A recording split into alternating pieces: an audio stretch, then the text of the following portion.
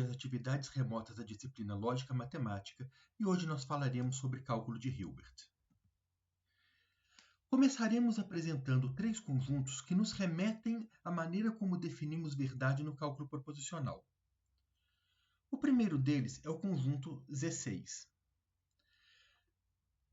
O nosso conjunto possui 6 elementos: 0, 1, 2, 3, 4 e 5. Representados com barra em cima. Essas barras significam classes de equivalência. Esse conjunto é dotado de duas operações. A operação da adição, definida da seguinte maneira: m mais n é igual a k, onde k é o resto da divisão de m mais n por 6. E a multiplicação. O m vezes n é igual a L, onde L é o resto da divisão de m vezes n por 6. Então, observem que aqui nós colocamos um elemento com barra, indicando uma classe de equivalência. Classe de equivalência, classe de equivalência em relação à divisão por 6. Nós dizemos que dois elementos estão na mesma classe de equivalência para o conjunto Z6, quando o resto da divisão deles por 6 é o mesmo, eles têm o mesmo resto na divisão por 6. Então, por exemplo, o 6, o próprio 6, ele tem resto 0 na divisão por 6. A divisão dá 1, sobra resto 6, então ele está na classe de equivalência do 0. Da mesma forma, o número 12 está na classe de equivalência por 0, porque 12 dividido por 6 dá 2 e deixa resto 0. O 13 está na classe de equivalência do 1, porque 13 dividido por 6 dá 2 e deixa resto 1. Então, a conta é feita dessa maneira. Nós queremos somar a classe de equivalência do m com a classe de equivalência do n. Somamos m mais n e vemos qual é o resto da divisão por 6. E este é o resultado da operação. E mesma coisa em relação à multiplicação. Multiplicamos o m por n e vemos qual é a divisão, qual é o resto da divisão por 6. Então, por exemplo, 5 mais 4. 5, classe de equivalência, 4, classe de equivalência. Então, 5 mais 4, classe de equivalência do 5, mais classe de equivalência do 4. 5 mais 4, 9. O resto da divisão de 9 por 6 é 3. Então, o resultado é a classe de equivalência do 3.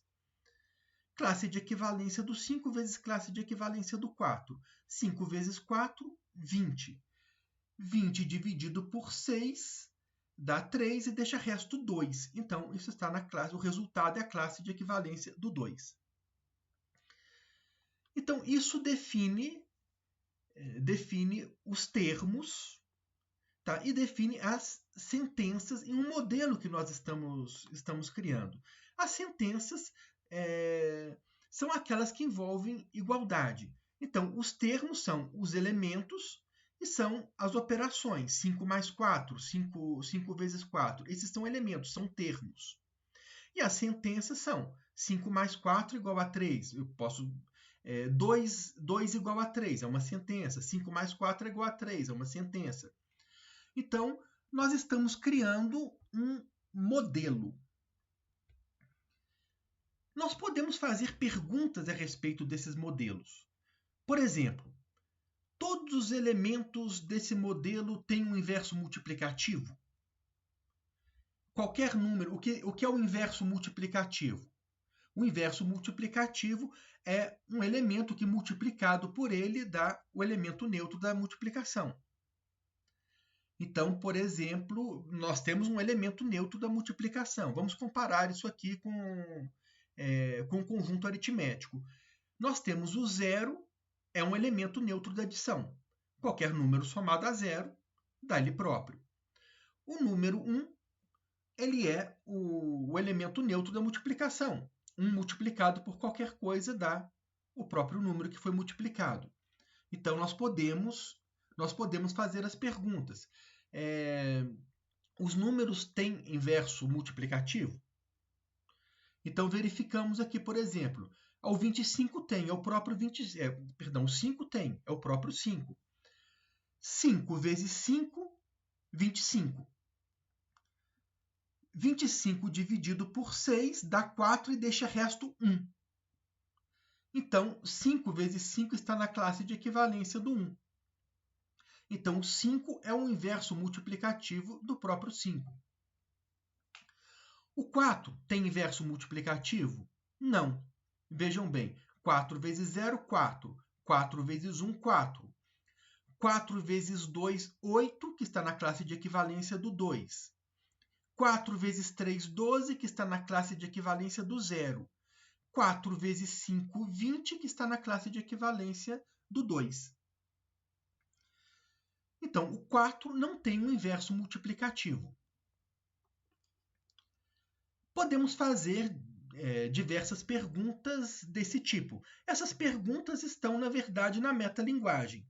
São meta-perguntas a respeito do modelo.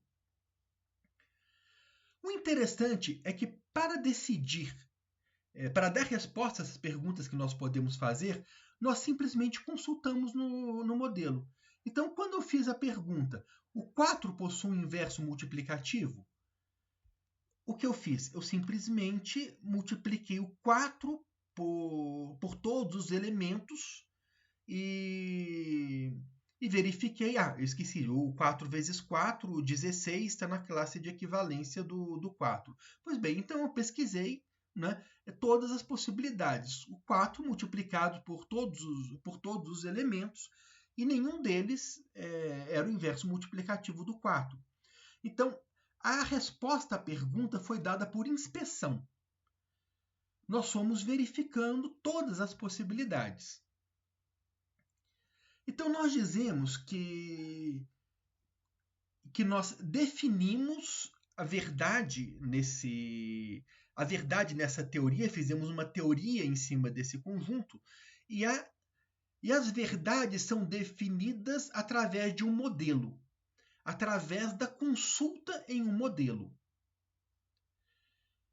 E isso não é uma coisa difícil de fazer, porque esse modelo é finito. As consultas são todas finitas e não são muito grandes. Então vamos a um segundo conjunto, a um segundo modelo que nós vamos criar. O jogo de xadrez. Então imaginem que nós estejamos criando um modelo cujos elementos são as peças e as posições no tabuleiro. As operações são os movimentos das peças e a eliminação de peças. E as sentenças elementares são do tipo: a peça tal está na posição tal. Então, o cavalo está em tal posição. Essas são as sentenças elementares.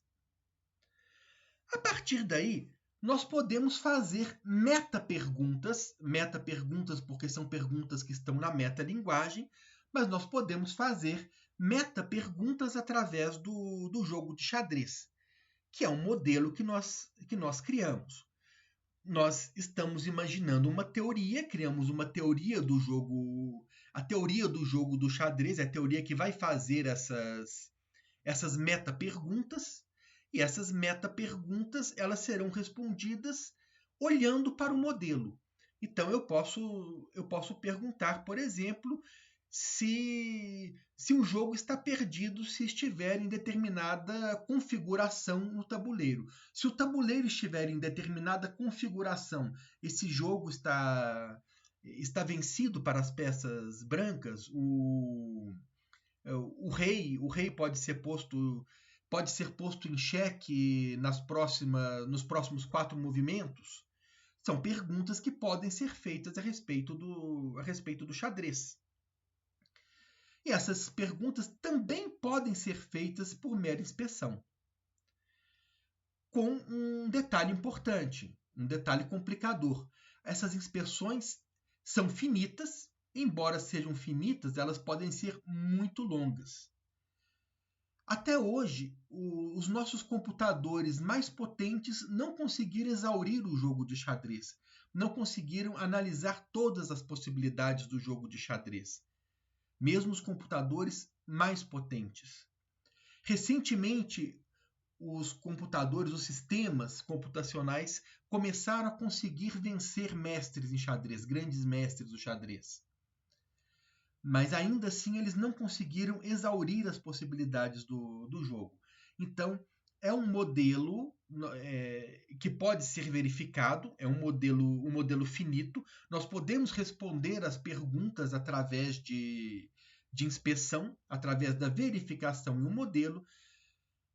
Essas verificações são finitas, mas podem ser muito longas, podem ser inviáveis do ponto de vista computacional. Agora vamos criar a teoria da aritmética. A teoria da aritmética também pode ser feita através de um modelo. Nós temos os elementos 0, 1, 2, etc. E aqui eu copiei do slide anterior, erroneamente, a adição e a multiplicação vão ser adição e multiplicação normais do conjunto, normais da aritmética. A soma normal e a multiplicação normal. E novamente, as sentenças elementares são as sentenças envolvendo igualdade. Aqui nós podemos fazer a mesma pergunta. A mesma pergunta que nós fizemos ali para o conjunto Z6. Nós todos os números têm um inverso multiplicativo. Podemos fazer essa pergunta. Podemos perguntar se a soma de dois elementos pares é sempre um elemento par. São perguntas que podem ser feitas. E essas perguntas podem ser feitas por inspeção no modelo? Algumas sim.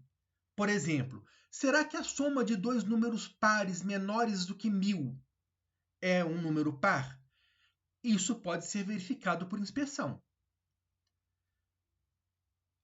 Mas se nós perguntarmos sobre todos os números, isso já não pode ser verificado por inspeção, porque nós teríamos que fazer uma verificação infinita.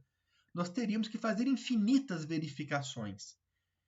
Então, nós não conseguimos capturar todas as possibilidades da aritmética, responder a todas as perguntas da aritmética, simplesmente pesquisando no modelo. O modelo existe, mas ele não responde a todas as perguntas, porque algumas verificações são infinitas. Eu disse que isso nos remete à maneira como nós definimos verdades no cálculo proposicional, porque no cálculo proposicional nós também verificamos no modelo a validade ou não de proposições. Então, no cálculo proposicional, o que nós queremos é verificar no modelo se determinadas fórmulas são tautologias ou não são tautologias. O cálculo proposicional ele é plenamente verificável.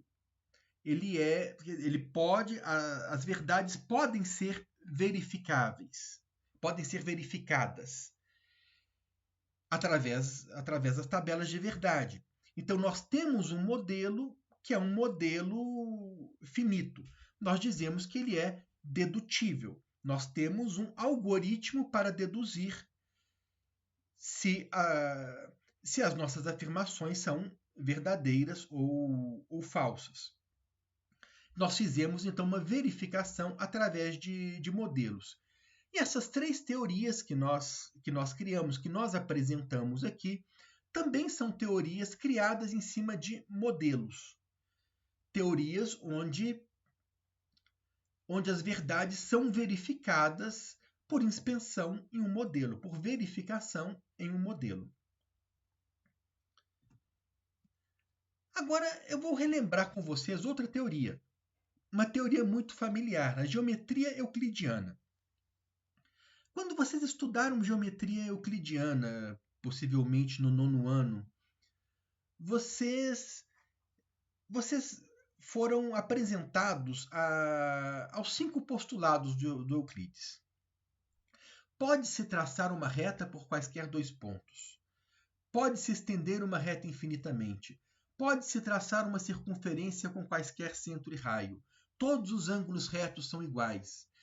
Se uma reta corta 2 outras retas formando ângulos colaterais internos cuja soma é menor do que 2 retos, então as 2 retas, se continuadas infinitamente, encontram-se no lado onde estão os ângulos cuja soma é menor do que 2 retos. Esse quinto postulado ele é mais conhecido em uma reformulação equivalente dele, que diz que, dados uma reta e um ponto fora dela, existe uma única reta paralela à reta dada, passando por aquele ponto. Vocês foram apresentados à geometria euclidiana dessa maneira. A geometria euclidiana não foi apresentada como um modelo. Verifique se as coisas são verdade nesse modelo. Embora exista um modelo para a geometria euclidiana, que é o espaço onde nós vivemos, nós não temos como verificar as perguntas diretamente no modelo. Nós criamos, então, Euclides criou, e desde a tradição euclidiana é assim.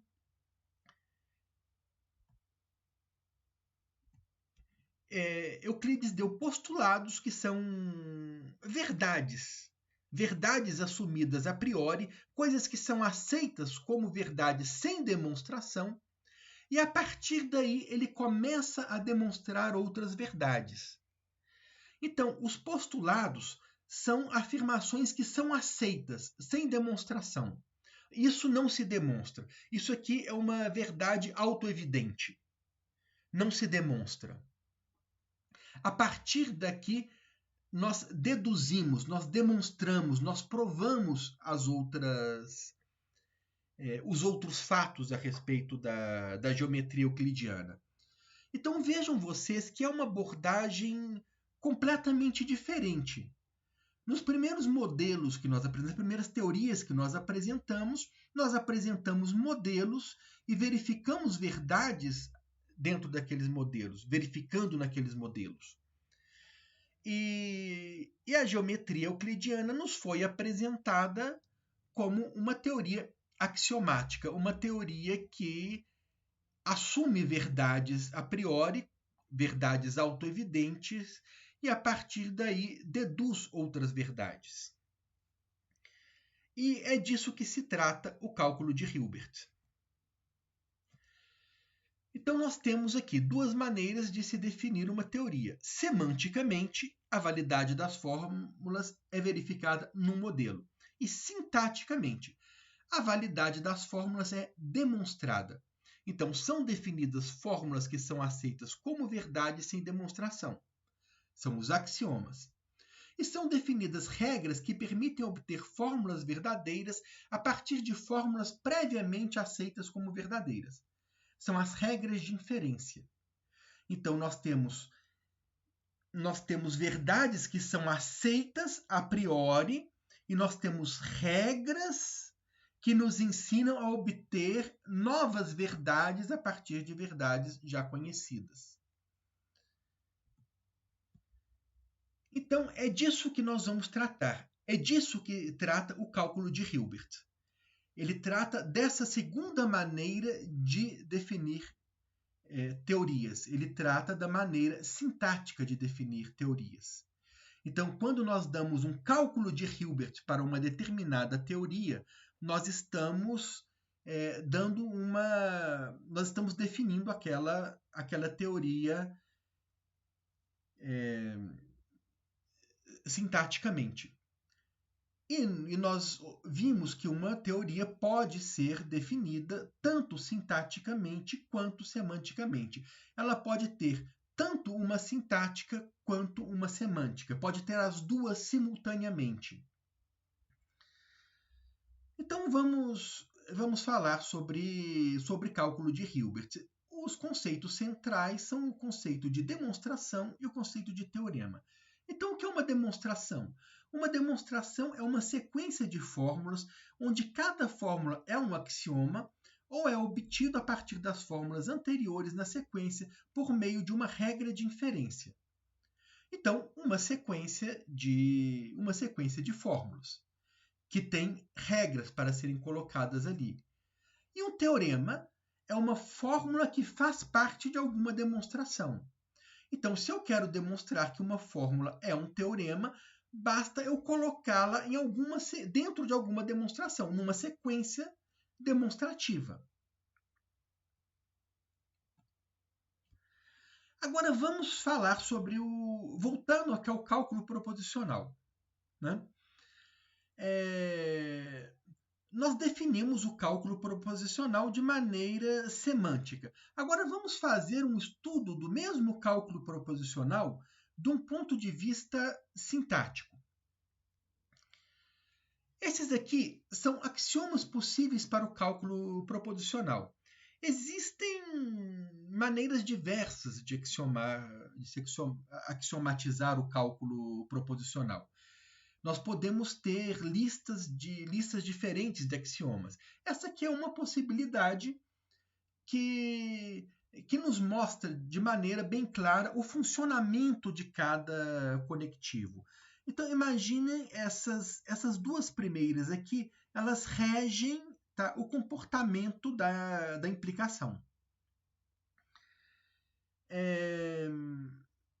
Essas três aqui regem o comportamento da conjunção. Esse aqui nos diz, por exemplo, que se nós temos P como verdade e temos Q como verdade, então nós temos P e Q como verdade. Aqui nos diz que se nós temos... Perdão, aqui deveria ser P e Q, não P e P. Se nós temos aqui P e Q implica P e P e Q implica Q. Então, se nós temos o P e Q, nós temos tanto P quanto Q. Aqui nos diz que se nós temos P, nós temos P ou Q, e também se nós temos Q, nós temos P ou Q. Esses três aqui juntos regem a disjunção. E este aqui rege a negação.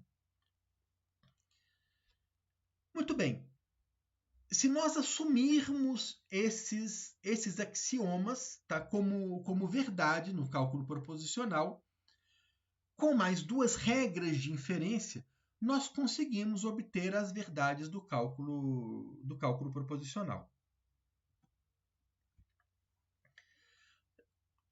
É habitual usar uma assinatura mais enxuta para o cálculo proposicional. Nós podemos abreviar P ou Q, dizer que P ou Q, tá, é uma abreviação para não P implica Q. P ou Q é equivalente a não P implica Q. E P e Q, não P ou Q, outro erro no slide. P e Q é equivalente a não P implica não Q.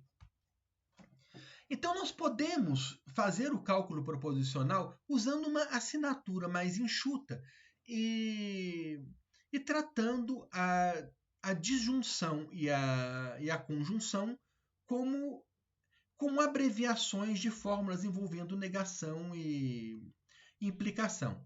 Então, nós podemos fazer um cálculo proposicional sem conjunção e disjunção como conectivos primários. E isso é o tradicional, é o que se faz normalmente. Esses são os três axiomas usuais. Nós dizemos que essa aqui é a axiomatização de Mendelssohn.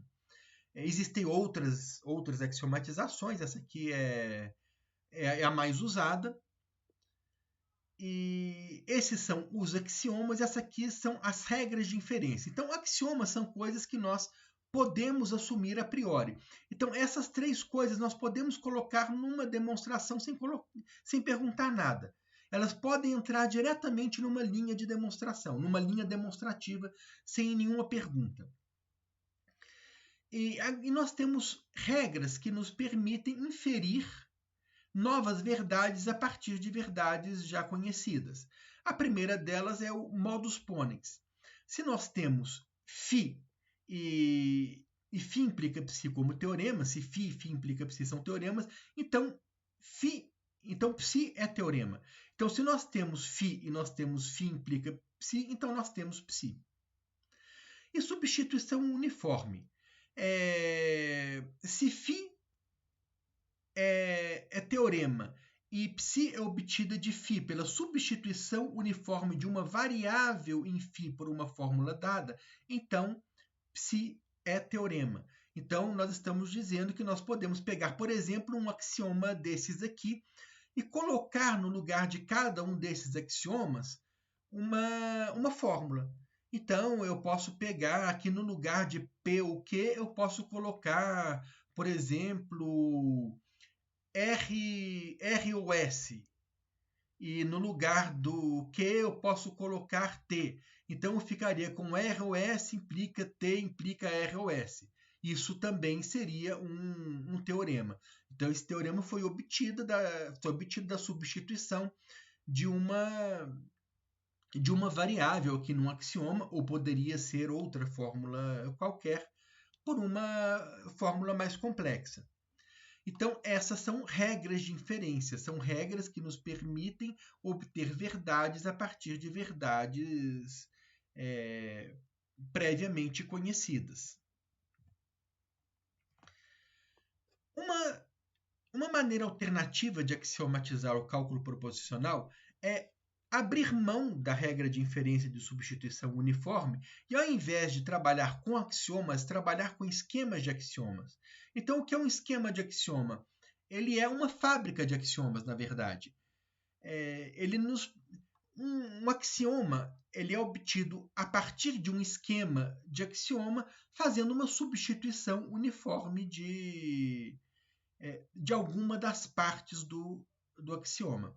Então, eu posso substituir aqui este φ por uma fórmula mais complexa, este psi por uma fórmula mais complexa, que eu obtenho um axioma.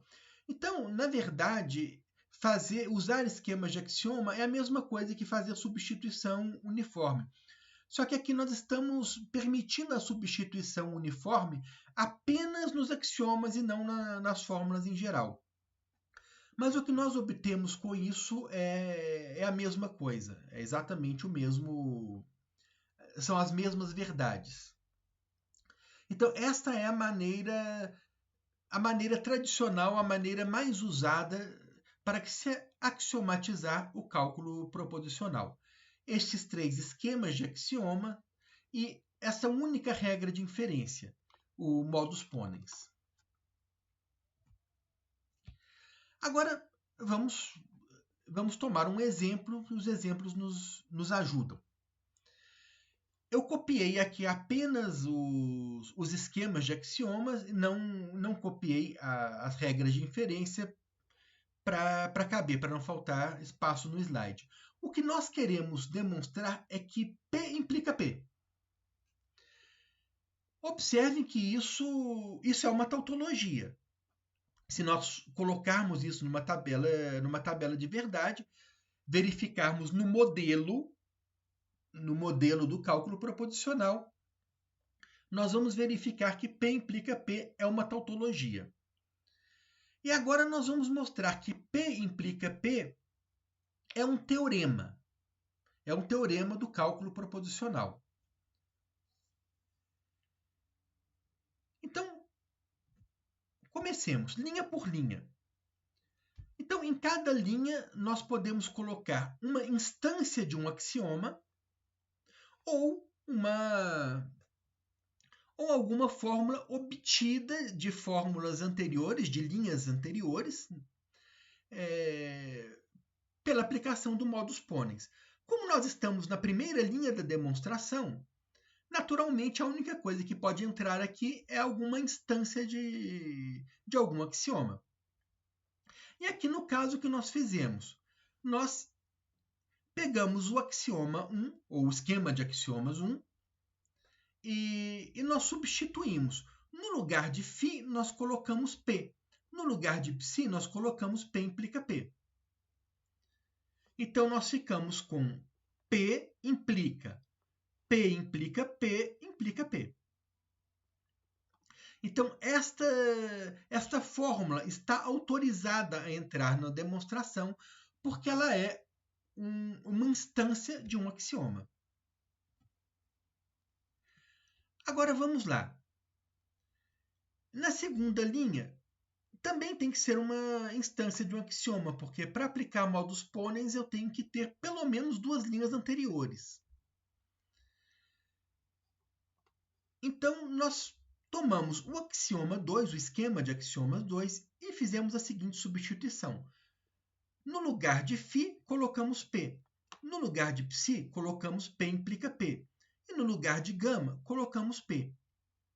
Então, nós ficamos com, no lugar de φ, P implica P implica P, implica P, implica P implica P, implica P, implica P, implica P. Então, isso aqui é uma instância do axioma 2.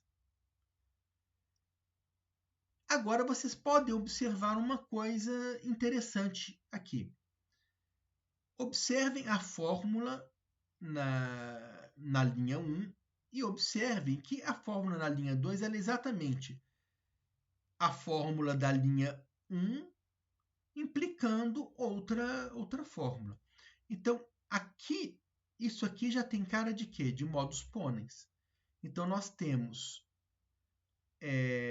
φ e nós temos φ implica ψ. Então, nós temos ψ. Então, observe. Se nós temos φ e nós temos φ implica ψ, então nós temos ψ. Então, esta fórmula aqui, P implica P, implica P, implica P, implica P, ela foi obtida de 1 e 2, dessas duas linhas aqui, por modus ponens.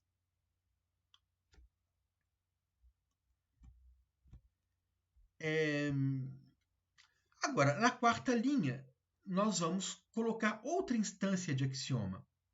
Uma instância do axioma 1. Nós vamos colocar P no lugar de φ e P também no lugar de ψ. Então, nós ficamos com P implica P implica P. E observe novamente, na terceira linha nós temos φ implica ψ e na quarta linha nós temos φ. Então, se nós temos φ implica ψ e nós temos φ, então nós temos ψ.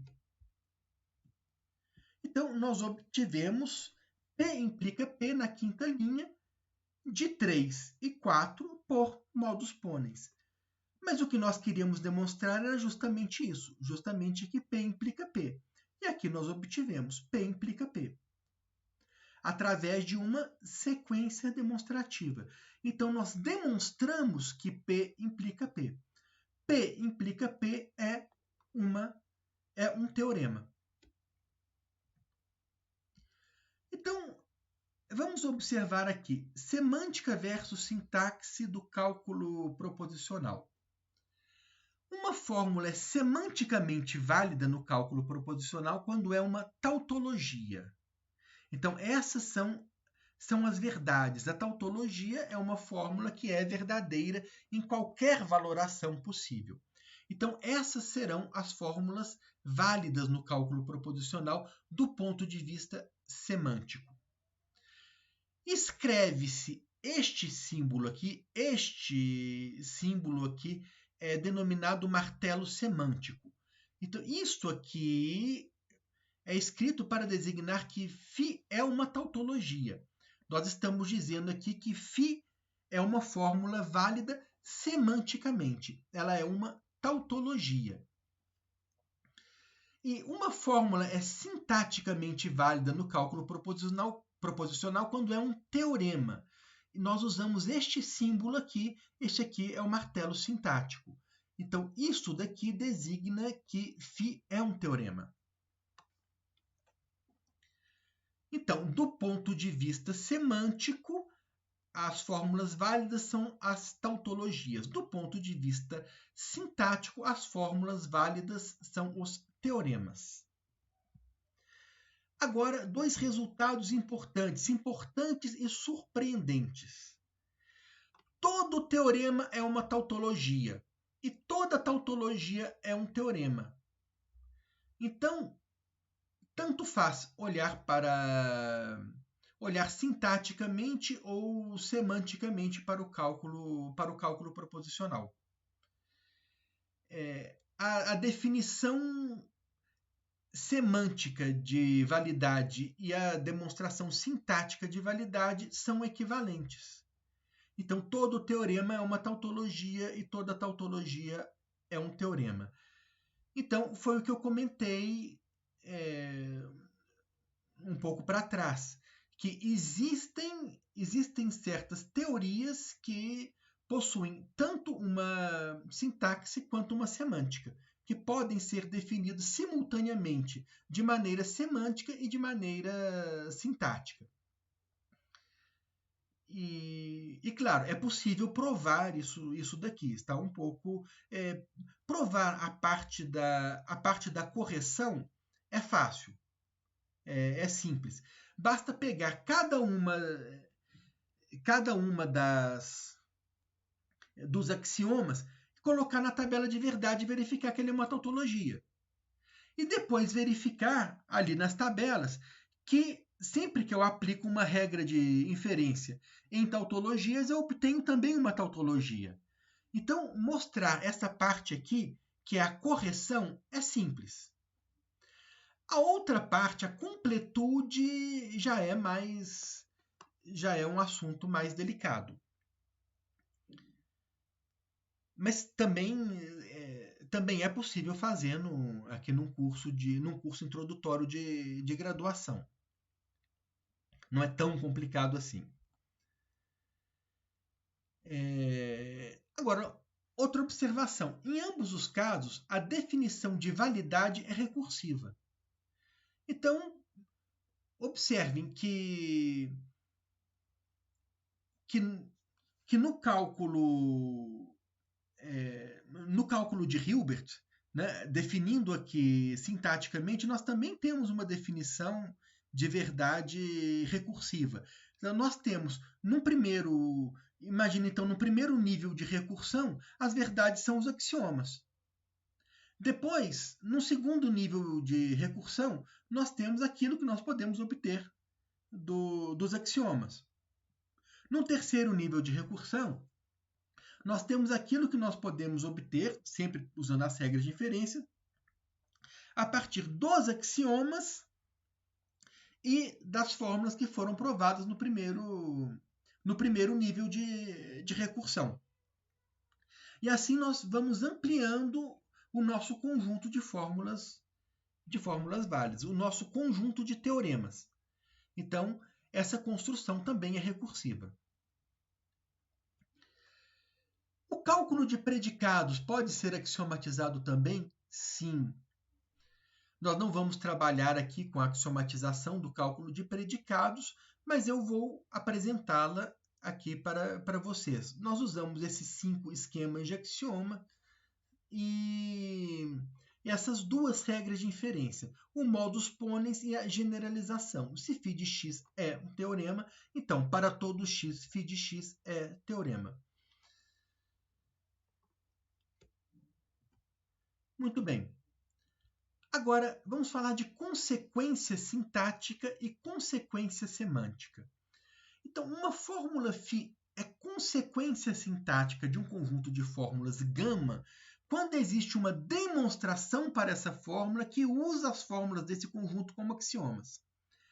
Então, nós não estamos dizendo que φ pode ser demonstrada a partir dos axiomas.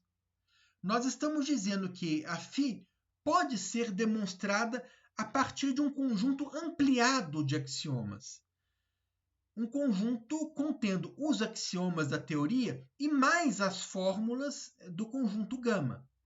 Então, se nós estendermos se nós estendermos o conjunto de axiomas, acrescentando as fórmulas do conjunto gama, nós podemos demonstrar φ.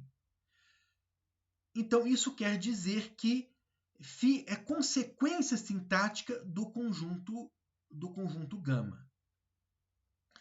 E se nós temos que φ é consequência sintática das fórmulas psi, gama, etc., até tal aqui, isso aqui denota que φ é consequência sintática, tá, dessas fórmulas. E se gama for o conjunto contendo essas fórmulas, nós escrevemos usando esse mesmo símbolo aqui, esse martelo sintático, que φ é consequência sintática de gama, ou que gama, que as fórmulas de gama provam φ. Então, quando φ é teorema, nós deixamos um conjunto vazio aqui. Olha, φ pode ser provado sem se acrescentar mais nada. Quando nós acrescentamos um conjunto de axiomas, nós dizemos, olha, φ é consequência sintática desse conjunto de axiomas. Se nós desse conjunto de axiomas, não, dessas fórmulas. Se nós acrescentarmos essas fórmulas, assumirmos essas fórmulas também como axiomas, nós podemos provar φ. E da mesma forma, nós podemos definir consequência semântica. Então, uma fórmula φ é consequência semântica de um conjunto gama de fórmulas quando não é possível que as fórmulas de gama sejam verdadeiras e φ seja falsa. Então, nós verificamos lá nas tabelas de verdade que não é possível ter nenhuma valoração onde as fórmulas em gama sejam verdadeiras e a fórmula em φ seja falsa. Ou seja, todas as valorações, em todas as valorações onde as fórmulas de gama são verdadeiras, a fórmula φ também é verdadeira. E a notação é análoga. Nós usamos aqui o martelo semântico, tendo essa notação aqui para denotar que a fórmula φ é consequência semântica dessas fórmulas aqui. E se gama é esse conjunto de fórmulas, nós escrevemos que φ é consequência semântica de gama. Muito bem. Uma fórmula φ é consequência sintática de um conjunto de fórmulas gama quando existe uma demonstração. Então, uma fórmula é consequência sintática de um conjunto de fórmulas gama se somente se é uma consequência semântica. Então, esse aqui é o teorema da correção e da completude que nós vimos lá atrás, são aqueles dois resultados. Uma fórmula é tautologia se somente se é teorema. Bem, uma fórmula é consequência sintática do conjunto de fórmulas gama se somente se é uma consequência semântica desse mesmo conjunto de fórmulas gama. Agora vamos a um exemplo. Nós queremos provar agora não que P implica R. Nós não estamos provando que P implica R. Nós estamos provando que se P implica Q e Q implica R forem verdades, então P implica R é verdade. Ou seja, se nós assumirmos P implica Q e Q implica R como axiomas, então, na realidade, esse axioma ocasional tem o nome de hipótese. Então, hipótese é algo que nós vamos assumir como axioma naquela demonstração específica. Não é um axioma da teoria, mas é algo que nós vamos assumir como axioma numa demonstração específica. Então, se nós assumirmos P implica Q e Q implica R como hipóteses, nós provamos que P implica R. Começamos a demonstração. Na primeira linha, nós podemos colocar um axioma ou uma hipótese. Colocamos uma hipótese. P implica que está autorizado a entrar na primeira linha. Na segunda linha, Q implica R, está autorizado a entrar na demonstração porque é uma hipótese. Q implica R implica P implica Q implica R. Isso é uma instância do axioma 1. No lugar de φ, nós colocamos Q implica R. E no lugar de ψ, nós colocamos P. Então, nós ficamos com Q implica R implica P implica Q implica R. Então, está autorizado a entrar da demonstração porque é uma instância de um axioma. Agora, nós usamos a primeira linha e a terceira. Então, na primeira, nós temos... a segunda e a terceira. Então, a segunda linha, nós temos Q implica R. E na terceira linha, nós temos Q implica R, implica P implica Q implica R. Então, se nós temos φ e nós temos φ implica ψ, nós temos ψ. Então, nós concluímos que P implica Q implica R de 2 e 3 por modus ponens. Agora, nós obtemos aqui outra instância, desta vez do axioma 2.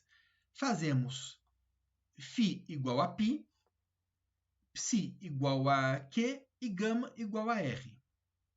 Então, basta fazer essas substituições e nós obtemos aqui exatamente P implica Q implica R, implica P implica Q, implica P implica R. Agora, vejamos novamente aqui se nós temos φ e nós temos φ implica ψ, então nós temos ψ. Então, novamente, nós vamos poder usar modus ponens aqui em 4 e 5. E usando modus ponens aqui em 4 e 5, nós obtemos que P implica Q implica P implica R. E agora, como vocês já observaram, na linha 1 nós temos P implica Q. Então, se nós temos φ e nós temos φ implica ψ, nós temos ψ. Então, nós demonstramos o quê? P implica R, que é o que nós, de 1 e 6 por modus ponens, que era justamente o que nós queríamos demonstrar. Então, nós conseguimos demonstrar que P implica R, tomando como hipótese que P implica Q e que Q implica R. Ou seja, P implica R é consequência sintática de P implica Q e Q implica R. Agora nós vamos dar o mesmo exemplo semanticamente. Vamos trabalhar no mesmo exemplo semanticamente. Agora nós vamos mostrar que P implica R é consequência semântica de P implica Q e de Q implica R. Então, o que nós queremos provar? Nós queremos provar que toda valoração que verifica P implica Q e Q implica R, ou seja, que atribuem valor de verdade verdadeiro, né? Valor de verdade V para P implica Q e para P implica R, também atribui valor de verdade V para P implica R. Toda valoração que verifica P implica R e Q implica R, verifica também P implica R. Então, isso é a mesma coisa que dizer o seguinte: não existe nenhuma valoração que verifique P implica Q e Q implica R e falsifique P implica R. Nós vamos fazer aqui uma demonstração por contradição. Uma demonstração por contradição consiste no seguinte: consiste na ideia de que se ao assumir alguma coisa como hipótese, nós demonstramos alguma coisa absurda, nós chegamos a algo absurdo, então aquilo que nós assumimos é falso. Então, se nós queremos provar que algo é verdadeiro, nós nós assumimos como hipótese a negação daquilo que nós queremos provar. E derivamos daí um absurdo, alguma coisa absurda. Olha, se eu assumir a negação daquilo que eu queria provar como hipótese, eu cheguei a alguma coisa absurda, então aquilo é verdadeiro. Porque a negação daquilo leva a um absurdo. Então aquilo tem que ser verdadeiro. Então é isso que nós vamos fazer. Nós queremos provar que toda valoração que verifica P implica Q e Q implica R, verifica também P implica R. Então, o que nós vamos fazer? Nós vamos assumir como verdade que existe uma determinada valoração que verifica P implica Q e verifica Q implica R e falsifica P implica R. E isso vai nos levar a algum absurdo. Então, suponhamos por absurdo que esse seja o caso, ou seja, que exista tal valoração. Então, se existe tal valoração, nessa valoração, P implica que é falsa. Né? Para essa valoração, essa suposta valoração, P implica que é falsa. Mas se P implica que é falsa, então P é verdadeira e R é falsa. A única maneira de P implica R ser falsa é P ser verdadeira e R ser falsa. Como nós já conhecemos das tabelas de verdade. Então, se nós assumimos que P implica R é falso, nós podemos concluir que P é verdadeira e R é falsa. Mas nós também assumimos que P implica Q é verdadeira. Bom, se P implica Q é verdadeira e nós já provamos aqui atrás, né? Já deduzimos aqui atrás que P é verdadeira, então nós temos também que Q é verdadeira. Modus ponens também funciona semanticamente, como nós podemos verificar. Então, se P implica que é verdadeira e P é verdadeira, porque nós deduzimos isso aqui na linha anterior, então nós deduzimos que Q nessa valoração também tem que ser verdadeiro. Então, o que nós já sabemos sobre essa valoração? Nós sabemos que ela falsifica P implica R, nós sabemos então que ela verifica P e falsifica R. E nós sabemos também que ela verifica Q. Ora, por outro lado, nós temos também que nós supusemos que ela verifica Q implica R. Então, se ela verifica Q e ela verifica Q implica R, então ela também verifica R. Então, R também é verdadeira. Então, observem que nessa valoração, nós já obtivemos que R é verdadeira e que R é falsa ao mesmo tempo. Então, nós temos que nessa valoração, ao mesmo tempo, simultaneamente, R é verdadeira e R é falsa. Então, isso é uma coisa absurda, porque R não pode ser verdadeira e falsa ao mesmo tempo. Então, ao supor que a valoração verifica P implica R e Q implica R e, ao mesmo tempo, falsifica P implica R, nós chegamos a uma coisa absurda. Então, se essa hipótese nos levou a algo absurdo, então ela é falsa. Então, quer dizer que não existe nenhuma valoração que verifica P implica Q e Q implica R e falsifica P implica R. Ou seja, toda valoração que verifica P implica Q e Q implica R, verifica também P implica R. Então, isso quer dizer que P implica R é uma consequência semântica de P implica Q e Q implica R. Então, é isso. Desejo a todos um ótimo trabalho e agradeço a atenção.